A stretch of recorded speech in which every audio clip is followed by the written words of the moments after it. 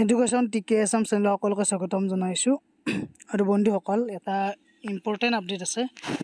Update মানে গমেই পাইছে যে কিমান ৰ'দ দি আছে এইকেইদিন। বহুত গৰমৰ কাৰণে কি কৰিছে, যিবোৰ LP স্কুল আছে, লগতে ME স্কুল আৰু হাইস্কুল, হায়াৰ ছেকেণ্ডাৰী, ইয়াৰে টাইম টেবুলটো চেঞ্জ কৰিছে। এইখন কামৰূপ জিলাৰ লগতে বজালী, বৰপেটা এনেকুৱাকৈ বিভিন্ন ডিষ্ট্ৰিক্টত ওলাইছে।